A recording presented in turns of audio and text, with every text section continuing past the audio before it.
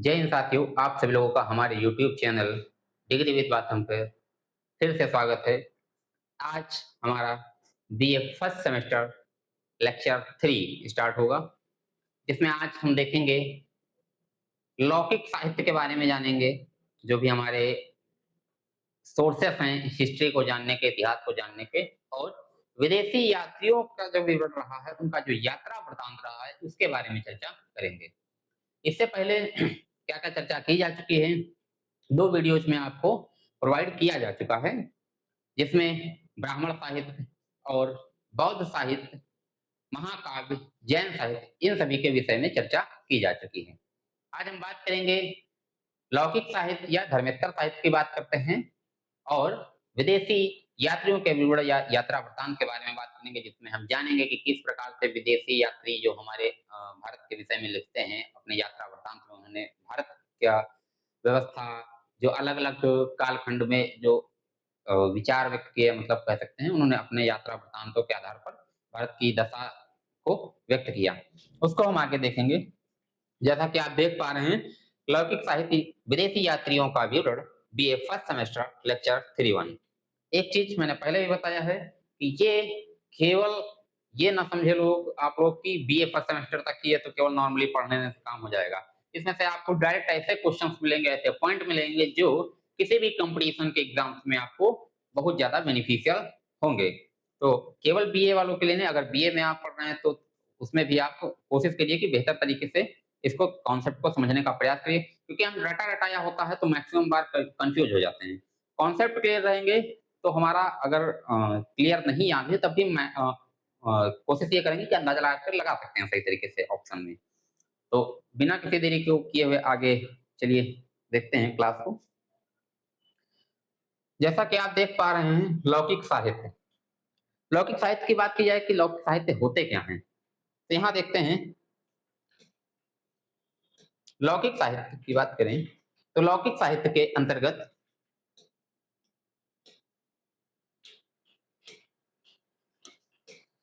ऐतिहासिक, साहित्यिक व जीवन वृत्तांतों का उल्लेख किया जाता है। पूछा जा सकता है कि लौकिक साहित्य के अंतर्गत किसका उल्लेख किया जाता है, तो ऑप्शन में ध्यान रखेंगे, लौकिक साहित्य के अंतर्गत ऐतिहासिक, साहित्यिक एवं जीवन वृत्तांतों का उल्लेख किया जाता है। ऐतिहासिक रचनाओं में अर्थशास्त्र का विशेष महत्व है। अगर बात की जाए अर्थशास्त्र की बात की जाए तो इसकी रचना किसके द्वारा की गई है, तो इसकी रचना कौटिल्य के द्वारा इसकी रचना की गई है। आप देख पा रहे हैं यहाँ पर, जिसकी रचना कौटिल्य के द्वारा की गई थी।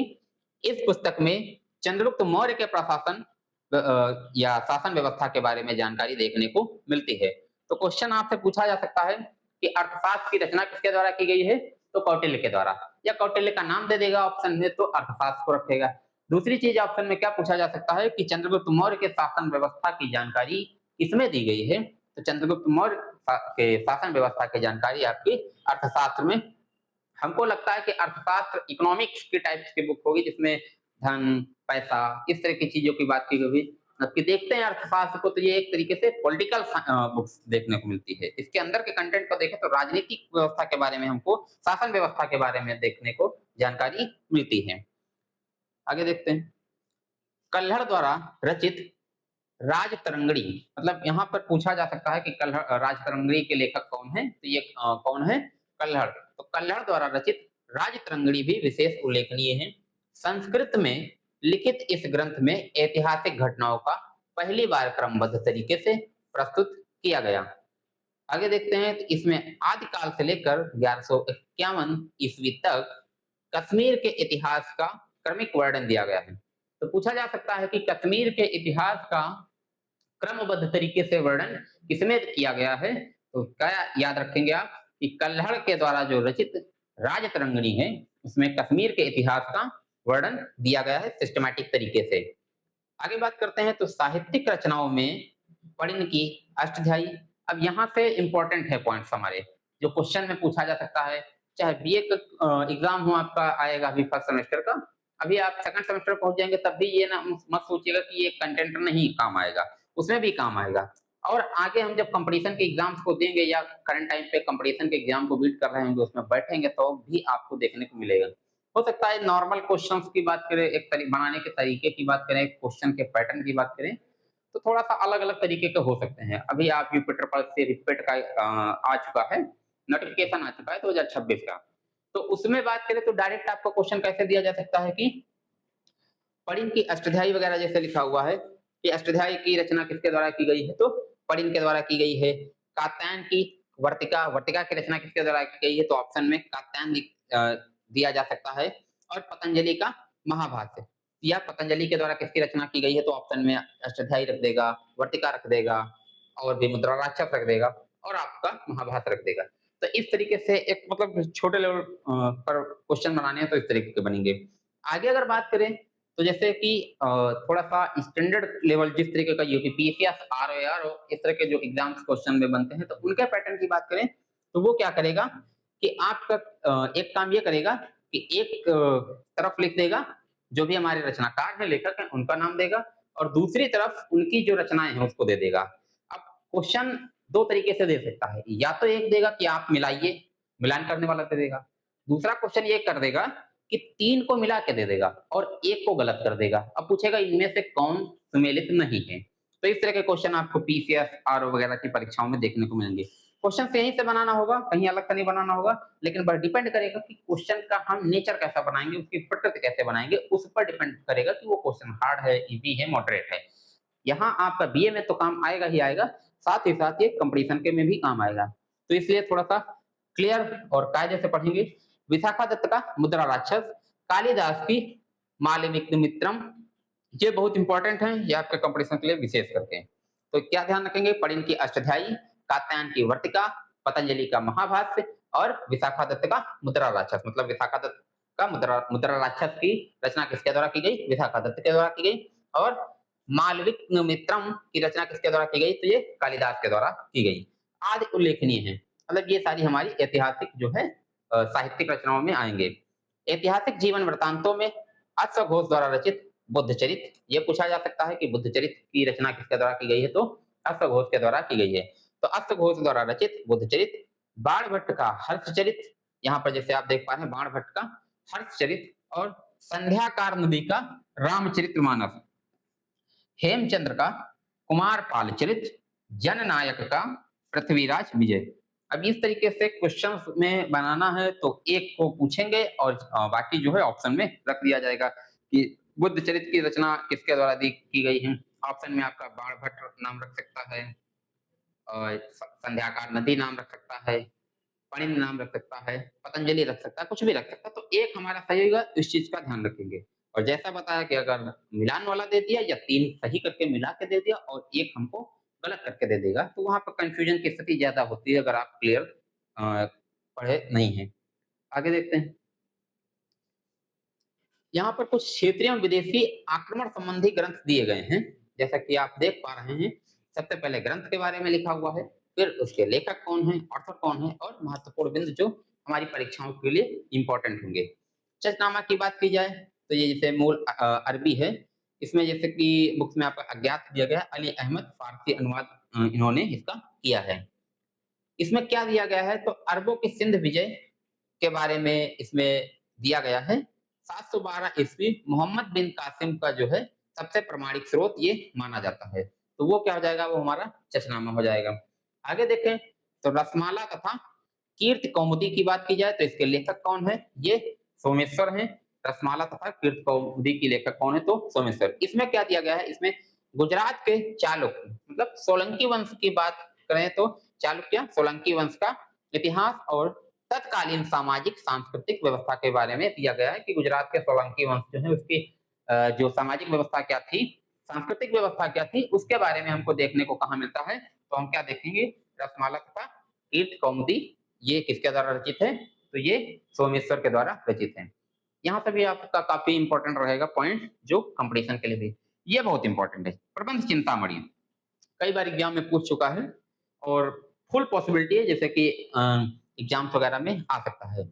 और एक सूचना है, अगर आप ग्रेजुएशन में हैं या अदर लोग भी इस वीडियोस को देख रहे हैं, जो भी ग्रेजुएशन कंप्लीट कर चुके हैं उन लोगों के लिए हालाँकि पीसीएस का परीक्षा जो देते हैं वो फॉर्म भर चुके होंगे, डेट तो उसकी 27 से 3 तक बढ़ाई गई थी। आने वाले कुछ ही दिनों में आपको जल्द ही समीक्षा अधिकारी, सचिवालय, आरओ, एआरओ की भर्ती देखने को मिलेगी। लगभग मान के चले तो अप्रॉक्सिमेटली अ, बात करें अगस्त के दूसरे सप्ताह के आसपास संभावना बन रही है कि आपको आरओ, एआरओ की भर्ती भी देखने को मिलेगी। उसमें भी ये बहुत ज़्यादा काम आएगा। यही सारा देखने को मिलेगा। आप हिस्ट्री पढ़ेंगे तो यही सारी चीज़ें, इसी तरीके के पॉइंट्स मिलेंगे। आरओ, एआरओ की बात करें तो उसमें फैक्ट पॉइंट ज़्यादा रखता है वो। पीसीएस का पेपर देखें तो उसमें कॉन्सेप्चुअल बेस हमारे जो क्वेश्चन बनाए जाते हैं। लेकिन इसमें देखें आरओ में या एआरओ में UP PCS, UP triple SC की अगर बात करें, इस तरह में फैक्चुअल होते हैं लेकिन पॉइंट मतलब क्वेश्चन आपका थोड़ा-सा पैटर्न हार्ड होता है या कह सकते हैं हार्ड टू मॉडरेट होता है, मॉडरेट टू हार्ड। आगे बात करें प्रबंध कोश की, तो प्रबंध कोश के लेखक कौन है? राजशेखर हैं। इसमें क्या है? जैन परंपरा के माध्यम से मध्यकालीन भारत के शासकों व विद्वानों की जानकारी मिलती है। तो क्या ध्यान रखेंगे प्रबंध कोश में क्या देखने को मिलता है?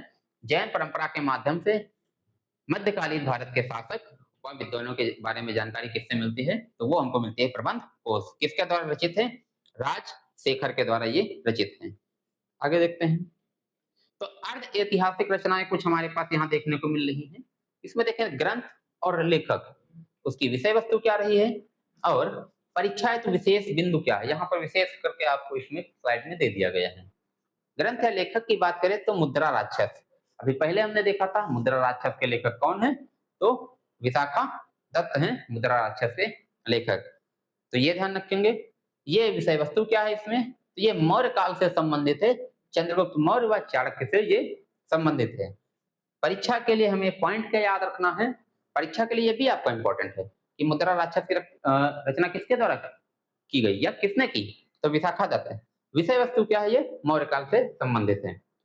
आगे देखते हैं तो चाणक्य की कूटनीति तथा नंद वंश के विनाश का वर्णन किसमें किया गया है? तो आप ध्यान रख सकते हैं उसमें किसमें किया गया? ये मुद्रा राक्षस के में किया गया है। चंद्रगुप्त मौर्य के लिए इसमें वृषल निम्न कुल शब्द का प्रयोग हुआ है। तो चंद्रगुप्त मौर्य के लिए किस शब्द का प्रयोग हुआ है? एक वृषल शब्द है जो निम्न कुल के लिए इसका प्रयोग किया गया है। मौर्यकालीन गुप्तचर प्रणाली की जानकारी भी हमको किसमें देखने को मिलती है? इसी में देखने को मिलती है। तो ये 3 पॉइंट हमको ध्यान रखने हैं, परीक्षा के लिए इंपॉर्टेंट हो जाएँगे। जो मुद्रा राक्षस है उसमें देखने को मिल जाते हैं, मौर्यकालीन से संबंधित है ये। आगे बात करते हैं अष्टाध्यायी की। कणिन कणिन की अष्टाध्यायी हो गई और ये वार्तिक कात्यायन की वार्तिक हो गई। संस्कृत ये व्याकरण है। इसमें क्या मिलता है? मौर्य पूर्व तथा मौर्यकालीन राजनीतिक व्यवस्था, मतलब मौर्यों के पूर्व जो भी राजनीतिक व्यवस्था रही है उसके बारे में हमको जानकारी यहाँ पर मिलती है। प्राचीन जनपदों एवं गणराज्यों का स्पष्ट उल्लेख मिलता है। जो गणराज्य हैं, जनपद हैं, उनके बारे में स्पष्ट जानकारी देखने को मिलती है। जैसे महाजनपद काल की बात करें तो वो सारी चीजें हम कहाँ देखने को मिलती हैं? इसमें देखने को मिलती हैं। आगे देखें पतंजलि का क्या है? महाभाष्य। महाभाष्य के लेखक कौन है? पतंजलि। तो पतंजलि महाभाष्य किससे संबंधित है? शुंग काल से संबंधित है। और इसमें क्या देखने को मिलता है? तो पतंजलि शुंग सम्राट पुष्यमित्र शुंग के पुरोहित थे। ठीक है, तो ये ध्यान रखना है कि ये कौन थे? ये शुंग सम्राट जो था पुष्यमित्र शुंग, इसके क्या थे? ये पुरोहित थे। तो ये चीज ध्यान रखना है। उसके बाद इस ग्रंथ से पुष्यमित्र के द्वारा कराए गए अश्वमेध यज्ञों एवं यवनों के आक्रमण का पता चलता है।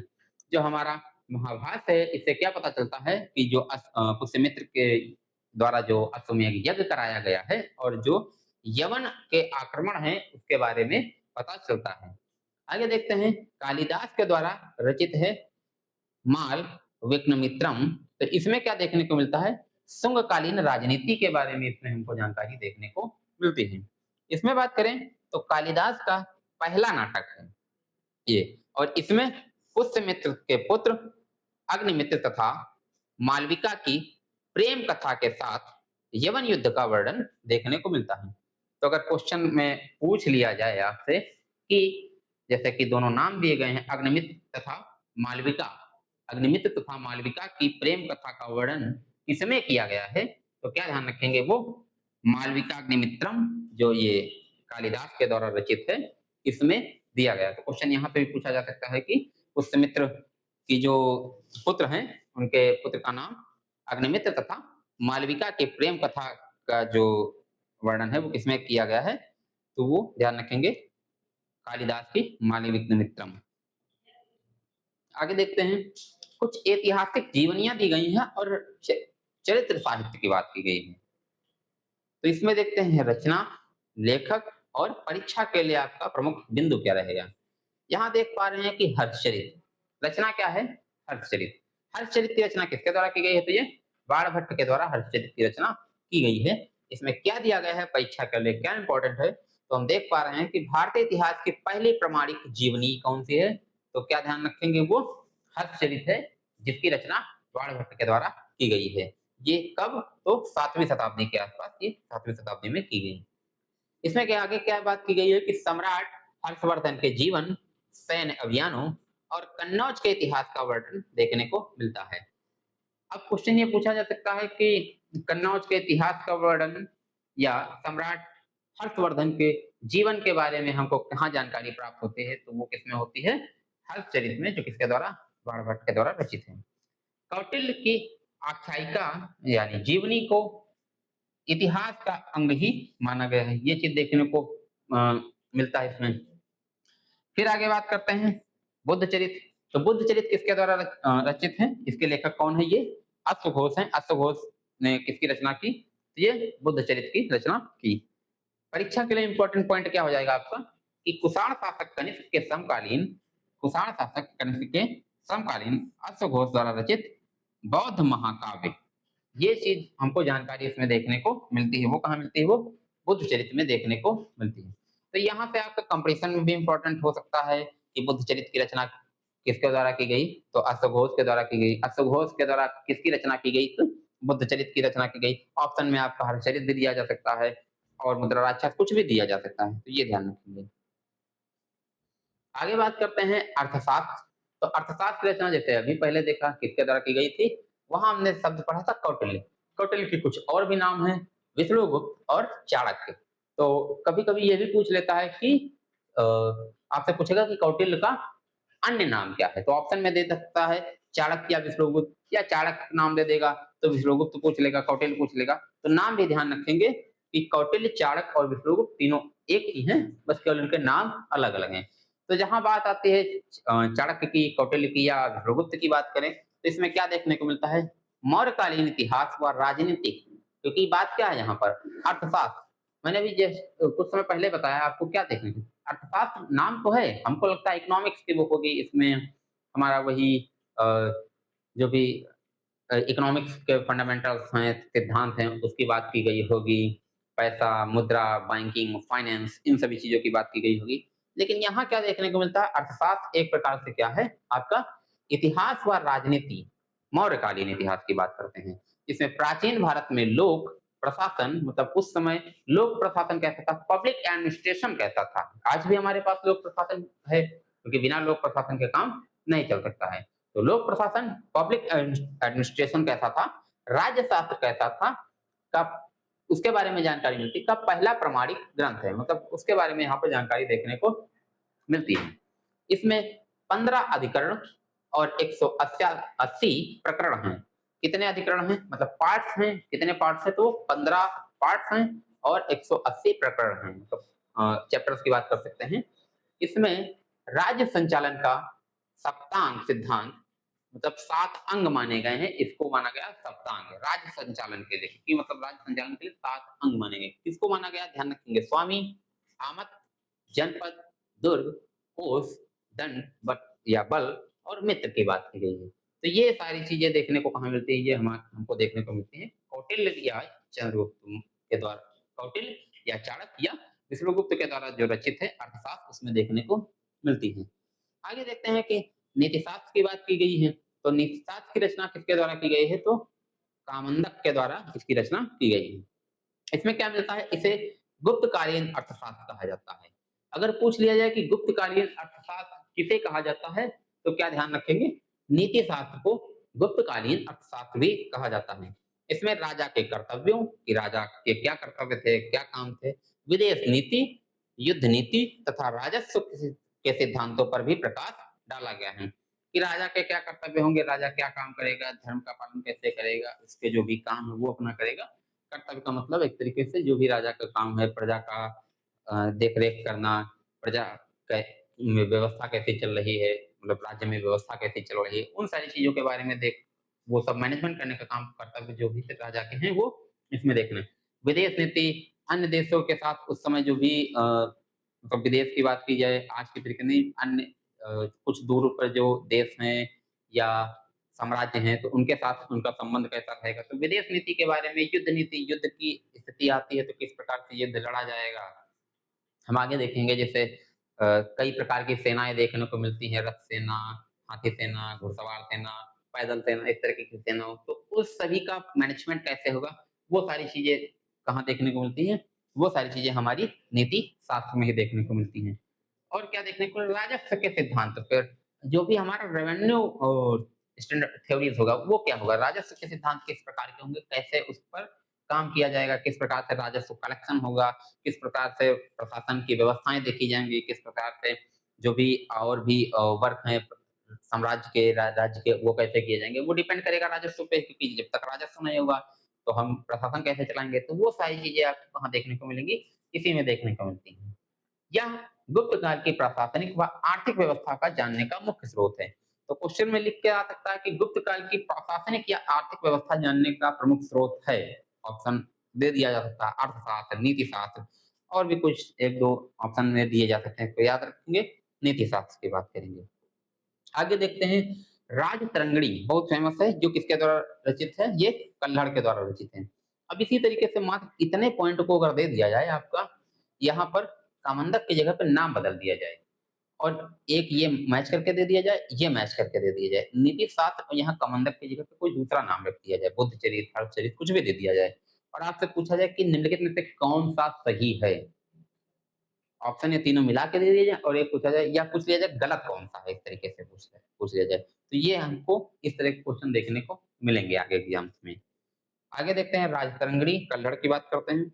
यहाँ प्रेम शुद्ध ऐतिहासिक ग्रंथ, संस्कृत साहित्य में ऐतिहासिक घटनाओं का क्रमबद्ध इतिहास लिखने का पहला प्रयास, ये चीज देखने को मिलता है। इसमें आदिकाल से लेकर 1551 ईस्वी तक के कश्मीर का इतिहास भी दर्ज है। ये हमने पहले भी देख लिया है, अभी पढ़ चुके हैं।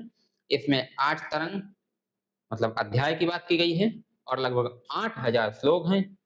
ये बात हुई लोहार वंश के शासक जयसिंह के समय ये पूर्ण हुआ। सो राजतरंगी के बारे में इससे पहले डिस्कस कर लिया गया है, तो वहां से देख लेंगे। फिर आगे देखते हैं कि रामचरित ये किसके द्वारा रचित है, तो ये संध्याकर नदी के द्वारा रचित है। ये ध्यान रखेंगे, नाम रामचरित किसके द्वारा रचित है, तो संध्याकर नदी के द्वारा रचित। अब यहाँ पर राम वर्ड आ गया है, तो क्या कर सकते हैं, कुछ नाम और बदल सकते हैं, जैसे वाल्मीकि या बात करें तुलसीदास वगैरह का नाम दिया जा सकता है इस तरीके से, क्योंकि यहाँ पर राम शब्द दिया गया है तो हमको लगेगा कि वो सही होगा। लेकिन ध्यान रखेंगे रामचरित किससे संबंधित है, कि इसकी रचना किसने की है, तो संध्याकर नदी ने की है। ये द्व्यर्थी काव्य मतलब एक तरीके से डबल मीनिंग काव्य है, दो प्रकार की मीनिंग से एक साथ इसमें भगवान राम और पाल राजा रामपाल की कथा देखने को मिलती है। जब यहाँ पर श्री राम की बात आ रही है तो हमारे माइंड में आएगा कि रचनाकार भी वही होंगे जिनका हम नाम ज्यादा जानते हैं। तो भगवान राम और पाल राजा रामपाल की कथा जो भी है वो कहाँ देखने को मिलती है, तो वो रामचरित्र में, और किसके द्वारा रचित है, संध्याकर नदी। इसमें बंगाल के कैवर्त विद्रोह, किसान धीवर विद्रोह जिसको हम कहते हैं, का महत्वपूर्ण ऐतिहासिक उल्लेख देखने को मिलता है। फिर आगे देखते हैं कुमार पाल चरित, तो ये किसके द्वारा रचित है, कुमार पाल चरित हेमचंद्र के द्वारा रचित है। इसमें जैन विद्वान हेमचंद्र के द्वारा रचित सोलंकी शासक कुमारपाल व सिद्धराज जयसिंह का जीवन चरित्र देखने को मिलता है। किसका बात की गई है इसमें, कुमारपाल चरित्र में नाम से ही पता चलता है, कुमारपाल व सिद्धराज जयसिंह का जीवन चरित्र देखने को मिलता है। और ये क्या है, ये दोनों सोलंकी शासक की बात करता है। तो याद रखेंगे कुमारपाल चरित्र किसके द्वारा रचित है, ये हेमचंद्र के द्वारा रचित है। आगे देखें तो पृथ्वीराज विजय, ये जनायक जयानक जयानक सॉरी, ये किसके द्वारा है, ये जयानक के द्वारा रचित है। संस्कृत भाषा में इस रचित चौहान राजवंश व पृथ्वीराज तृतीय का इतिहास देखने को किसमें मिलेगा, वो हमको पृथ्वीराज विजय में देखने को मिलेगा। आगे देखें, बात करें पृथ्वीराज राठौर, बहुत इंपॉर्टेंट है, कई बार पूछा गया है। तो ये चंद्रवरदाई, ये क्या है, हिंदी डिंगल पिंगल ब्रैकेट में लिखा हुआ है, का प्रथम महाकाव्य है जो पृथ्वीराज चौहान के शौर्य का वर्णन करता है। तो पूछा जा सकता है कि पृथ्वीराज चौहान के शौर्य का वर्णन किसमें देखने को मिलता है, तो वो पृथ्वीराज रासो में देखने को मिलता है। और ये किसके द्वारा रचित है, तो नाम याद रखेंगे, चंद्रवरदाई। आगे देखते हैं, विदेशी कुछ यात्री आए हैं तो उनके यात्रा वृत्तांत से भी हमें इतिहास के बारे में जानकारी मिलती है, तो हम उस पर भी बात करेंगे। यहाँ से भी बहुत सारे क्वेश्चन देखने को हमको मिल जाते हैं। तो आइए देखते हैं, भारतीय इतिहास को जानने के धर्मनिरपेक्ष साहित्यिक स्रोतों में विदेशी यात्रियों के यात्रा वृत्तांत का महत्वपूर्ण स्थान है। जहाँ अन्य ऐतिहासिक साक्ष्यों की बात करते हैं, चाहे पुरातात्विक साक्ष्यों की बात करें, चाहे ब्राह्मण साक्ष्यों ग्रंथों की बात करें, जैन ग्रंथों की बात करें, या बौद्ध साहित्य की बात करें, उनके अलावा हमारे जो विदेशी यात्री भी हैं, वो भी हमारे लिए बहुत महत्वपूर्ण स्थान रखते हैं भारतीय इतिहास को जानने में। तो उनके बारे में भी हम देखेंगे। इनके भारत आगमन का उद्देश्य कुछ भी रहा हो, परंतु इनके विवरणों से हमें भारत की कला, संस्कृति, धार्मिक परंपराओं, सामाजिक आचार विचारों, भौगोलिक, राजनीतिक एवं आर्थिक स्थिति की जानकारी मिलती है। तो यहाँ पर हम देख पा रहे हैं कि हमको जो भी विदेशी यात्री आए हैं, उनके यात्रा वृत्तांतों से क्या जानकारी मिलती है। भारतीय कला, संस्कृति वो अपने यात्रा वृत्तांत में लिखते हैं, जैसा यहाँ पे देखते हैं उसके बारे में वो वहाँ अपने यात्रा वृत्तांत में लिखते हैं। तो उनकी जो रचनाएँ हैं, उससे हमें पता चलता है कि हाँ, जो भी हमारे भारत के विषय में उन्होंने क्या लिखा है। तो कला के बारे में जानकारी मिलती है, हमारी संस्कृति के बारे में जानकारी मिलती है, हमारी सामाजिक व्यवस्था क्या रही है, हमारी राजनीतिक व्यवस्था क्या रही है, हमारी अर्थव्यवस्था के क्या साधन रहे, संसाधन हैं। तो उन सभी चीज़ों के बारे में, भौगोलिक स्थिति कैसी रही है, तो उन सभी चीज़ों के बारे में, उन सभी पहलुओं के बारे में हमें जानकारी मिलती है। मूल्यवान एवं दिलचस्प जानकारी मिलती है, ये चीज़ लिखी हुई है। तो देखते हैं कि कुछ विदेशी यात्री कौन-कौन से हैं। सबसे पहले देखें, तो कुछ विदेशी यात्रियों ने भारतीय परिस्थितियों को स्वयं देखकर अपने अनुभव के बारे में लिखा। मतलब डायरेक्टली यहाँ पर देखा है और अपने जो भी अनुभव उन्होंने किए कि यहाँ की व्यवस्था कैसी, राजनीतिक व्यवस्था कैसी, सामाजिक व्यवस्था कैसी, उन चीज़ों के बारे में उन्होंने लिखा। कुछ यात्रियों ने जनश्रुतियों एवं भारतीय ग्रंथों को अपने यात्रा विवरण का आधार बनाया। जनश्रुतियों का मतलब कह सकते हैं कि लोगों से सुना, भारत के बारे में जैसी व्यवस्था सुनी, राजनीतिक व्यवस्था, सामाजिक व्यवस्था, यहाँ की संस्कृति, कला, आचार, विचार जो सुना, उसके आधार पर, और भारतीय ग्रंथों को अपने यात्रा विवरण का आधार बनाया। मतलब जो उन्होंने यात्रा के आधार पर जो भी देखा और उसका आधार बनाया। दूसरे लोग हमारे बारे में क्या विचार रखते हैं, यह जिज्ञासा हमेशा कौतूहल से भरी होती है। इसलिए हम इन विदेशी यात्रियों की यात्रा वृत्तांतों को बड़ी ही दिलचस्पी से पढ़ते हैं। हम जो भी विदेशी यात्रा होती है, तो हम मतलब ये जानने के लिए उत्सुक रहते हैं कि सामने वाला हमारे बारे में क्या सोचता है। तो उसके लिए हम काफ़ी ज़्यादा एक्साइटेड रहते हैं। तो वही चीज़ है कि हाँ, उन्होंने क्या लिखा हमारे बारे में, तो उस इसके लिए हम उनका जो भी यात्रा वृत्तांत या रचनाएँ हैं, उनको भारतीय इतिहास के स्रोतों के रूप में लेते हैं।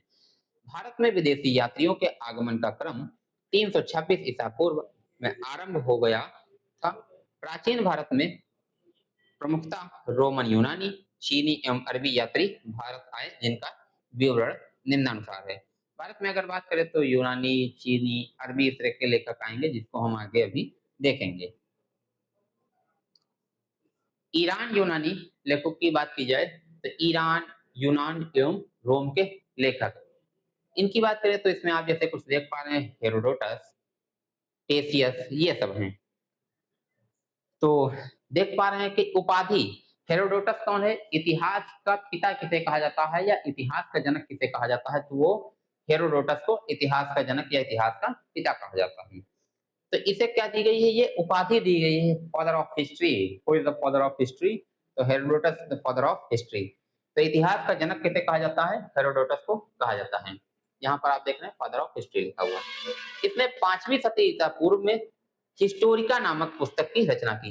इंपॉर्टेंट पॉइंट क्या रहेगा, पहला पॉइंट तो इतिहास का जनक या इतिहास का पिता किसे कहा जाता है, तो नाम याद रखेंगे, हेरोडोटस। दूसरा पॉइंट इंपॉर्टेंट क्या रहेगा कि हेरोडोटस की रचना क्या है, तो आप क्या ध्यान रखेंगे, हिस्टोरिका या हिस्टोरिका किसके द्वारा रचित है, ऑप्शन में दे सकता है हेरोडोटस, दोनों तरीके से क्वेश्चन बनाया जा सकता है। आगे बात करते हैं तो विवरण में कुछ दिया गया है, इसमें क्या है कि भारत फ्रांस यानी भारत फारस सॉरी यानी ईरान की बात करता है कि व्यापारिक संबंधों का उल्लेख किया जाए है। आज बात क्या केवल हमारे भारत का या विदेशी ईरान, अमेरिका इस तरह के जो भी देश हैं, उनके साथ केवल आज का ही व्यापारिक संबंध नहीं है, बहुत पुराना व्यापारिक संबंध रहा है। प्राचीन काल से हमारे यहाँ जो है व्यापार होता रहा है। उसके साथ हम देखते हैं कि जैसे आगे पढ़ेंगे अ, सिक्के मिलते हैं और कुछ मोहरें देखने को मिलती हैं, जो मोहरें आई थी मतलब कोई सामान आता था तो उसपे ठप्पा लगा दिया जाता था, मोहर होती थी, वैसी चीज़ें देखने को मिलती है। कुछ आर्किटेक्चर की बात करें तो वो भी कुछ वहाँ की, यहाँ की सिमिलर देखने को मिलती है, तब ये अनुमान लगाते हैं कि या तो ये यहाँ से कुछ संस्कृतियाँ वहाँ गई होंगी या तो वहाँ से कुछ संस्कृति या विचार यहाँ आए होंगे। तो ऐसे कैसे हो सकता है कि जो चीज़ वहाँ उसी तरीके की दिख दिख रही है और यहाँ भी दिख रही है, तो सिमिलर्स नज़र आते हैं, सिमिलरिटी नज़र आती है। तो वो सारी चीज़ें किसके थ्रू पॉसिबल हो पाई? वो यात्रा के थ्रू पॉसिबल हो गई, मतलब कि व्यापारिक संबंधों के थ्रू पॉसिबल हो गई। व्यापारी हमारे यहाँ के वहाँ जाते थे, वहाँ के यहाँ आते थे, तो ये सारी चीज़ें।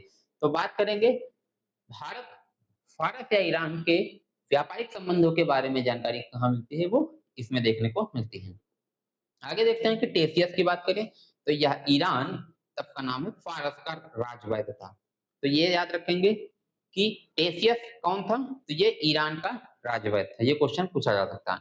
इसका विवरण आश्चर्यजनक और काल्पनिक कहानियों से भरा होने के कारण अविश्वसनीय, मतलब इसमें जो भी चीजें लिखी हैं मनगढ़ंत अपने हिसाब से लिख दिया कि ऐसा हुआ भारत में, वैसा हुआ, तो वो चीजें उसमें, तो इसलिए हम इसके अगर बात करें यात्रा विवरण को उतना ज्यादा राइटली नहीं लेंगे कि हाँ हो सकता सही ना हो, क्योंकि ये मैक्सिमम चीजें हैं काल्पनिक चीजें कि हाँ यहाँ ऐसा रहा, वहाँ ऐसा है, कुछ और बता, कुछ और दिया, कल्पना में ही जी रहा है, तो इसकी बात करते हैं। आगे देखते हैं, मेगास्थनीज की बात की गई, तो मेगास्थनीज बहुत इंपॉर्टेंट है। ये सेल्यूकस निकेटर का राजदूत था। क्वेश्चन पूछा जाता है कि मेगास्थनीज किसके दरबार में आया, तो ये चंद्रगुप्त मौर्य के दरबार में आया। देखिए आगे लिखा हुआ है चंद्रगुप्त मौर्य के दरबार में आया। और ये किसका राजदूत था, तो ये सेल्यूकस निकेटर का राजदूत था। क्वेश्चन क्या पूछेगा, चंद्रगुप्त मौर्य के दरबार में कौन आया था? तो ऑप्शन में याद रखेंगे विदेशी यात्री था, ये मेगास्थनीज आया था। और ये सेल्यूकस निकेटर का राजदूत था। पूछा जा सकता है कि सेल्यूकस निकेटर का राजदूत कौन था, तो ये भी पूछा जा सकता है।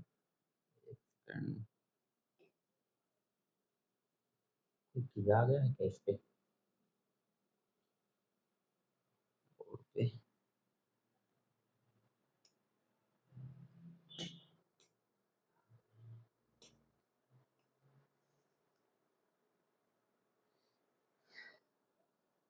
शायद कोई कीड़ा आ गया था, इसकी वजह से कुछ डिस्टर्ब कर रहा था। आगे देखते हैं, तो ये सेल्यूकस निकेटर का राजदूत चंद्रगुप्त मौर्य के दरबार में आया था। नाम याद रखेंगे। इसकी पुस्तक एक है, प्रसिद्ध पुस्तक है, वो इंडिका है। तो इंडिका के बारे में पूछ सकता है कि इंडिका की रचना किसके द्वारा की गई, तो वो मेगास्थनीज के द्वारा की गई, या मेगास्थनीज के द्वारा किस पुस्तक की रचना की गई, तो वो इंडिका की रचना की गई। ऑप्शन में किसी भी तरीके से बना सकता है।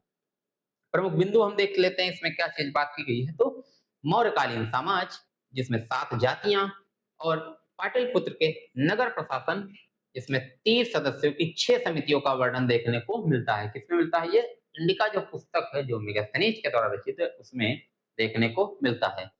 आगे बात करते हैं डाइमेकस की, तो डाइमेकस ये सीरियाई नरेश एंटियोकस का राजदूत था। ये ध्यान रखेंगे कि ये किसका राजदूत था, तो सीरियाई नरेश एंटियोकस का राजदूत था, जो किसके दरबार में आया था। पॉइंट हमारा ये ज्यादा इंपॉर्टेंट है कि डाइमेकस किसके दरबार में आया था, तो ये बिंदुसार के दरबार में आया था। ये चीज ध्यान रखेंगे। आगे बात करें डायोनीसियस की बात करें, तो ये मिस्र के राजा टॉलमी फिलाडेल्फस का राजदूत था और बिंदुसार या अशोक के समय में उसके दरबार में आया था। ये बहुत इंपॉर्टेंट है। टॉलमी की बात करें तो ये दूसरी शताब्दी में भारत का भूगोल नामक पुस्तक की रचना इसने लिखी, तो ये दूसरी शताब्दी में भारत आता है। इसका इंपॉर्टेंट पॉइंट ये याद रखने वाला है कि भारत का जो भूगोल है, इसकी रचना किसके द्वारा की गई है, तो ये किसके द्वारा की गई? टालमी के द्वारा की गई है। फिर प्लिनी भी काफी इंपॉर्टेंट है। प्लिनी की बात की जाए तो इसकी एक पुस्तक है नेचुरल हिस्टोरिका। ये जो नेचुरल हिस्टोरिका ऑप्शन में पूछा जा सकता है कि नेचुरल हिस्टोरिका की रचना किसके द्वारा की गई है, तो ये याद रखेंगे किसके द्वारा की गई है, ये प्लिनी के द्वारा की गई है। इसमें भारत रोम व्यापार तथा रोम से भारत सोने के बहकर जाने पर दुख प्रकट किया गया है। तो भारत और रोम के व्यापार की बात की गई है। ये सारी चीजें किसमें देखने को मिलती हैं, ये प्लिनी की जो नेचुरल हिस्टोरिका है उसके द्वारा रचित, उसमें ये चीजें देखने को हमको मिलती हैं। आगे बात करें तो अब हम चीनी यात्रियों के बारे में देखेंगे, जैसे फैनसांग, फाहियान, इत्सिंग, इसके बारे में बात करेंगे। तो प्राचीन भारतीय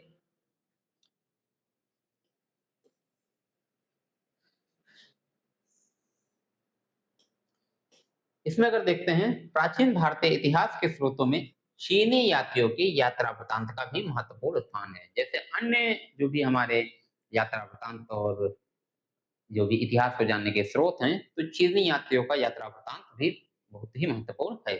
इसमें बात करें तो चीनी यात्री बौद्ध मतानुयायी थे, मतलब बुद्ध को मानने वाले थे, और वे भारत में बौद्ध तीर्थ स्थानों की यात्रा तथा बौद्ध धर्म के विषय में जानकारी प्राप्त करने के लिए आए थे। चीनी यात्री मोस्टली देखा जाए तो बौद्ध के मतानुयायी हैं। बौद्ध ये स्थानों पर और बौद्ध के बारे में जानकारी प्राप्त करने के लिए मुख्यतः ये भारत में आए थे। इनमें से प्रमुख हैं, जैसे कि आप देख पाए फाहियान की बात करें तो ये फाहियान 5वीं सदी के प्रारंभ में गुप्त शासन चंद्रगुप्त द्वितीय यानी विक्रमादित्य के शासन काल में भारत आया था। तो क्या याद रखेंगे कि फाहियान किसके शासन काल में भारत आया था, तो फाहियान जो है गुप्त शासक चंद्रगुप्त द्वितीय, उसका दूसरा नाम विक्रमादित्य जो था, तो उसके शासन काल में भारत आया था। इसने भारत के समाज, संस्कृति और अर्थव्यवस्था के बारे में महत्वपूर्ण जानकारी प्रस्तुत की है। तो पूछा जा सकता है कि गुप्त शासक चंद्रगुप्त द्वितीय या विक्रमादित्य के शासनकाल में कौन सा विदेशी यात्री भारत आया था, तो क्या याद याद रखेंगे, फाहियान। और उसने भारत की जो भी व्यवस्था है, जिसमें से समाज की व्यवस्था कैसी रही, भारतीय समाज कैसा रहा, भारतीय संस्कृति कैसी रही एवं भारतीय अर्थव्यवस्था के बारे में जो जानकारी इसने दी है। उसके बाद फैनसांग ये कब आया, ये आपका 7वीं सदी में हर्षवर्धन के समय भारत आया। तो पहला पॉइंट तो ये याद रखेंगे कि ये किसके शासनकाल में आया है, फैनसांग हर्षवर्धन के शासनकाल में भारत आया है।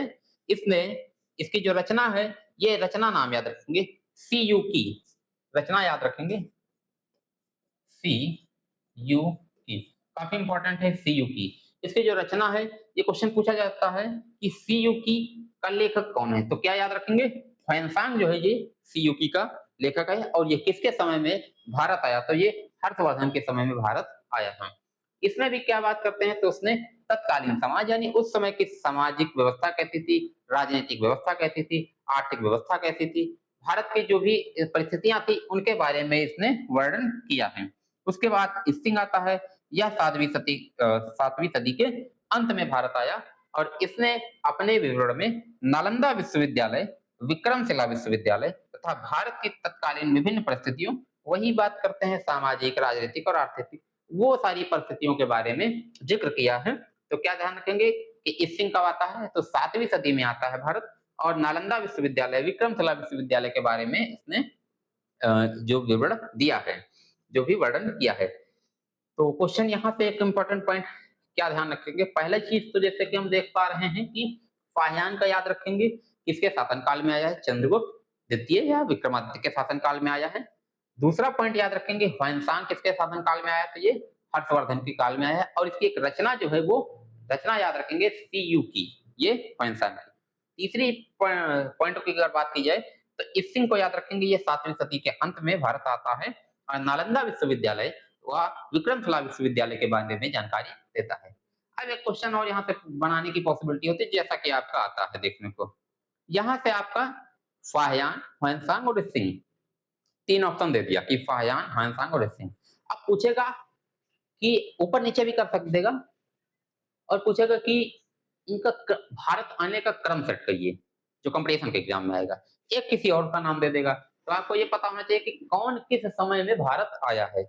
फाहियान कब आया है, 5वीं सदी में आया है, अगर दूसरे की बात करें ह्वेनसांग कब आया तो ये 7वीं सदी में आया है, हर्षवर्धन के शासन काल में आया है। और इसिंग की बात की जाए तो ये आया तो 7वीं सदी में है, लेकिन अंत में लगभग वो आया है। तो ये इस तरह का क्वेश्चन आपको दे सकता है, एक और किसी शासक को दे देगा जैसे अल-बरूनी, इब्न बतूता, कुछ भी दे दिया नाम। अब पूछेगा ऊपर-नीचे कर देगा और कहेगा कि कंपटीशन वगैरह, आरओ, पीसीएस वगैरह के एग्जाम में कह देगा कि आप इसके भारत आने के क्रम को व्यवस्थित करिए। ए, बी, सी, डी, बी, सी, डी, ए, बी, सी इस तरीके से। तो ये चीज़ को ध्यान रखेंगे। आगे देखते हैं, अरब यात्रियों की यात्रा वृत्तांत। अब यहाँ पे कुछ अरब यात्री भी आए हैं, उनके बारे में भी जान लेते हैं। अरब यात्रियों तथा लेखकों के अनुरोधों से हमें पूर्व मध्यकालीन भारतीय समाज एवं संस्कृति के बारे में जानकारी मिलती है। मतलब मध्यकालीन से पूर्व की बात की गई है, पूर्व मध्यकालीन भारतीय समाज कैसा रहा है, भारतीय संस्कृति कैसी रही है, उसके बारे में जानकारी हमको कहाँ से मिलती है, वो अरब यात्रियों की यात्रा वृत्तांतों से देखने को मिलती है। इन लेखकों में अल बरूनी और इब्न बतूता, ये बहुत महत्वपूर्ण है दोनों, अल बरूनी और इब्न बतूता, ये नाम प्रमुख हैं। अल बरूनी के बारे में कुछ चीजें जान लेते हैं कि यह 11वीं सदी में महमूद गजनवी के साथ भारत आया। अब यही जैसे कि 3 क्वेश्चन अभी इससे पहले चीनी यात्रियों में बताया, अब चौथा नाम आपका अल बरूनी दे देगा। अब उसको क्रम सेट करना है, अगर नाम याद है आपका फायान, फैंसांग, इसिंग, सब सही तरीके से सेट कर पाएँगे, एक क्वेश्चन आसानी से बन जाएगा। अगर क्लियर नहीं है कि कौन पहले आया, तब फिर उसमें जो पता है वही क्वेश्चन गलत हो जाएगा। तो अल-बरूनी की बात करें, ये 11वीं सदी में महमूद गजनवी के साथ भारत आया है। दूसरा पॉइंट क्या याद रखें, किसके साथ भारत आता है, तो ये महमूद गजनवी के साथ भारत आता है। अरबी भाषा में लिखी गई उसकी कृत तहकीक-ए-हिंद, ये काफ़ी इम्पोर्टेंट है कि तहकीक-ए-हिंद किसके द्वारा रचित है, तो ऑप्शन अल-बरूनी के द्वारा रचित है। ऑप्शन में इब्न बतूता भी दिया जा सकता है। मतलब क्या हो जाएगा इसका, भारत की खोज, तहकीक-ए-हिंद का मतलब क्या हो जाएगा, भारत की खोज। किसके द्वारा रचित है, ये अल-बरूनी के द्वारा रचित है। तथा इसकी एक और रचना है किताबुल हिंद, ये भी किसके द्वारा रचित है, ये अल-बरूनी के द्वारा रचित है। ये दोनों महत्वपूर्ण हैं, आज इतिहासकारों के लिए महत्वपूर्ण स्रोत बने हुए हैं। आगे देखते हैं इब्न बतूता। तो इब्न बतूता ने अपने यात्रा वृत्तांत में अरबी भाषा में लिखित अपनी पुस्तक रेहला, काफ़ी इम्पोर्टेंट है, को संकलित किया है। यह 14वीं शताब्दी के भारतीय उपमहाद्वीप के सामाजिक तथा सांस्कृतिक जीवन के विषय में महत्वपूर्ण जानकारियां प्रदान करता है। इब्न बतूता का जो यात्रा वृत्तांत है रेहला, उसमें भारत की जो सांस्कृतिक व्यवस्था रही है, जो सामाजिक व्यवस्था रही है, उसके बारे में जानकारी हमको देखने को मिलती है। दूसरा पॉइंट याद रखेंगे कि ये जो दोनों हैं, ये किसमें रचित हैं, ये अरबी भाषा में रचित हैं, ये भी अरबी भाषा में लिखी गई हैं। और किताबुल हिंद या तहकीक हिंद, ये किस भाषा में लिखी गई है, तो ये भी अरबी भाषा में लिखी गई हैं। उसमें बात करेंगे इब्न बतूता में, ये पॉइंट आपको जरूर ध्यान रखना है कि ये 14वीं शताब्दी के भारतीय उपमहाद्वीप के विषय में, जो भी यहाँ की सांस्कृतिक और जीवन के विषय में जानकारी देखने को मिलती है। सुल्तान मोहम्मद बिन तुगलक ने उसे दिल्ली में काजी, यहाँ पर वर्ड गलत हो गया, काजी के पद पर नियुक्त किया। बाद में उसे अपना राजदूत बनाकर कहाँ भेज दिया गया था, तो चीन भेज दिया गया। तो ये ध्यान रखेंगे कि सुल्तान मोहम्मद बिन तुगलक ने उसे काजी के पद पर नियुक्त किया था। तो ये भी ध्यान रखेंगे किसको नियुक्त किया गया था, सुल्तान मोहम्मद बिन तुगलक के द्वारा किसे काजी, दिल्ली के काजी के पद पर नियुक्त किया गया, तो इब्न बतूता को नियुक्त किया गया। ये हमारा पहला चैप्टर का लगभग इतना, विदेशी यात्रियों का विवरण आज समाप्त होता है।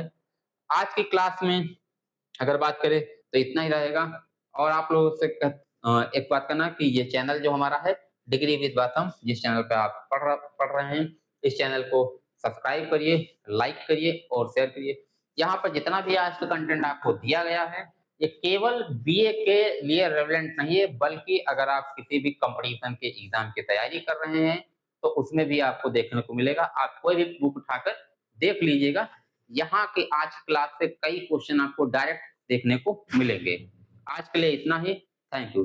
चैनल को लाइक, सब्सक्राइब और शेयर जरूर करें। चैनल का नाम आप देख सकते हैं, ये डिग्री विद बातम। अगर सर्च करने पर नहीं आ रहा है तो आप @डिग्री विद बाथम 80 90 इतना सर्च करेंगे, तुरंत चैनल आपको देखने को मिल जाएगा। Thank you.